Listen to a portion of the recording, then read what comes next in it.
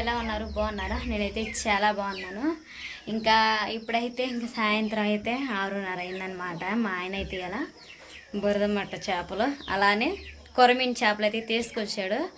రెండేమో దాచి పెట్టాం, పెద్దవి నీళ్ళల్లో పెట్టాం. మిగతా వాటిని అయితే శుభ్రంగా వాష్ చేసి ఉప్పేసి కడిగి పెట్టేశాను. వీటితో అయితే పులుసు అయితే చేయాలన్నమాట.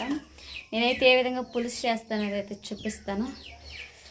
తెస్తుందిలోనైతే ఇంకా బయట చల్లగాలి తగులుతుంది. పొయ్యి మీద చేయలేం కాబట్టి ఇంకా గ్యాస్ మీద చేద్దాం. మా ఆయన ఇంత పని మీద వెళ్ళి మన్నానికి కూడా అది చాలా లేట్ అయింది. ఇలా నేనైతే కర్రీ ప్రాసెస్ అయితే చూపిస్తాను, సరేనా? చూసేయండి.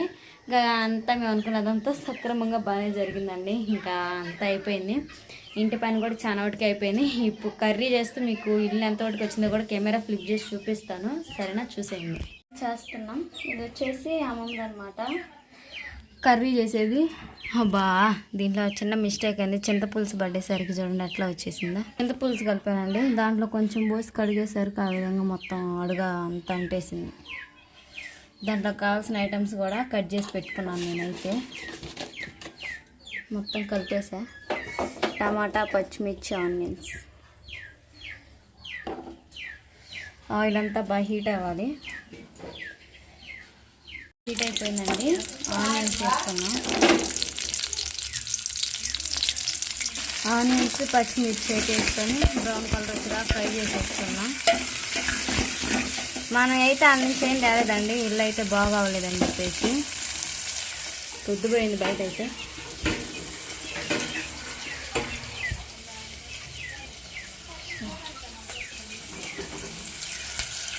ఇంకా అమ్మమ్మయ్య 1 hourకే చేస్తున్నాను వీటిలోనే. ఏమనుకోద్దు, అట్లా ఉన్నాయి ఇట్లా ఉన్నాయని కామెంట్స్ పెట్టద్దు. ఇంకా నా యాడే ఉన్నాయి, ఇల్లు అయితే బాగా కాలేదని చెప్పి తేలేదు. కరెంటు కూడా ఇప్పుడే బాగా. ఇవి ఉన్నాయో ఇరుకిరుగ్గా ఉన్నాయి మొత్తం సర్దినా కానీ.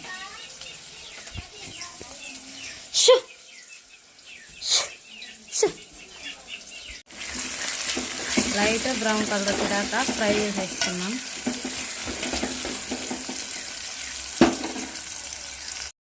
సరేనండి, ఇంకా పులుసు అయితే చేస్తున్నాను కదా. ఇంకా అది కాక ఈరోజే కోటాలన్నమాట.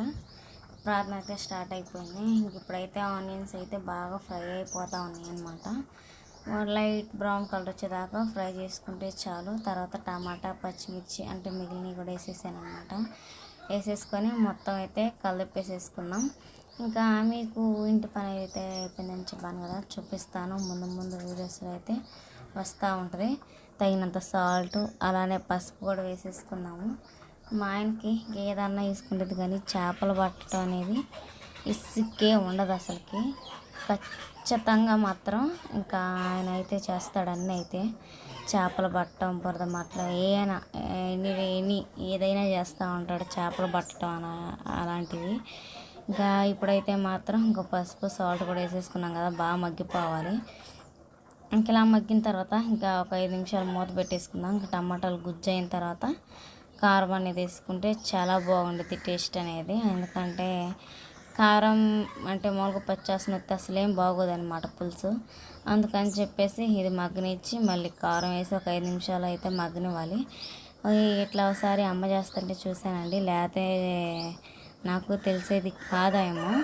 ఇంకా ఇప్పుడైతే మాత్రం ఇంకా దీన్ని అయితే కూరగంటతో మొత్తం అయితే కలిపేసేసుకున్నాము. మెత్తగా అయితే మగ్గిపోయినాయి అనమాట.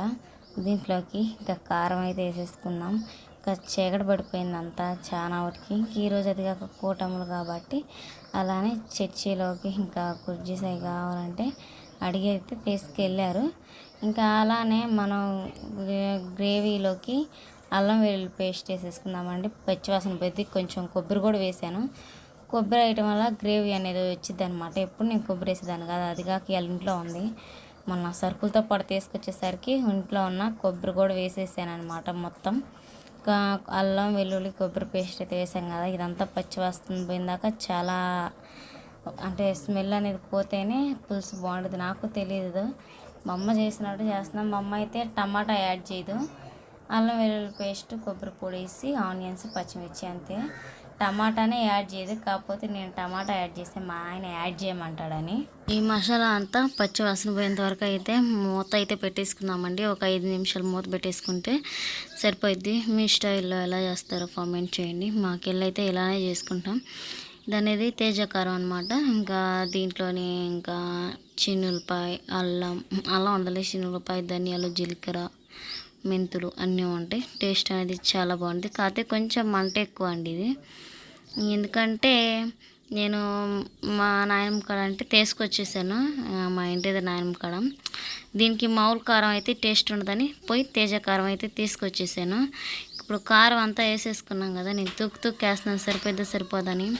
మంట పుట్టిద్దేమో అని ఓ పక్క ఇదిగా ఉంది, కాదంటే కూర ఏమో తెల్లగా ఉంది అది ఇది అంటారు కదా, అందుకని చెప్పేసి కారం అయితే వేసేసాను. తగినంత కారం అలానే సాల్ట్ అన్నీ వేసేసాం కదా, మూత పెట్టేసుకున్నా. మరుగుతూ ఉంది. ఇంకా టయానికి మా ఆయన వచ్చాడు, ఫోన్ పట్టుకునేవారు ఎవరు లేరిందా అనుకున్నా. అట్లా మా ఆయన వచ్చేసాడు. ఇప్పుడైతే చింతపులుసు అయితే పోసుకున్నాము. చింతపులుసు అయితే పోసుకుంటే అంటే తగిన పోసుకోవాలి, గ్రేవీకి తగ్గట్టుగా చూసుకొని. పులుసు అయితే బాగా మరుగుతూ ఉందండి. మరుగుతున్నప్పుడు చేప ముక్కలు అయితే 1 by 1 వేసుకున్నాం. ఇంకా సిమ్లో పెట్టేసి 1 by 1 మన బురదమట్ట చేప పిల్ల అంటే కొరమీల చేప పిల్లల్ని బురదమట్ట పిల్లలు ఏదో సంథింగ్ అంటారు, అందుకే వీటికి ఆ పేరు వచ్చింది. పులుసు అయితే చేసేసి మా ఆయన కోసం నేనైతే ప్రేయర్కి అయితే వెళ్ళాలండి. మనం చేపలు అస్సలు తినం. చేపల కూర ఎవరికన్నా వేసి కూరన్నా తెచ్చుకుంటాం, లేదంటే ఏదన్నా చేసుకుంటాం. కానీ చేపల మీద అంత ఇంట్రెస్ట్ అయితే ఈ మధ్య అయితే నాకు అస్సలు లేదనమాట. తినాలని కానీ ఫ్రై చేసుకోవాలని కానీ అస్సలు లేదు. మా ఆయన కోసం చేయటమే నాకు అసలు వాసనే పడట్లేదు ఈ మధ్య. చాలామంది రెగ్యులర్గా మన ఛానల్లో కామెంట్ చేస్తాను, ఆ కామెంట్కి రిప్లై కూడా ఇస్తాను, సరేనా.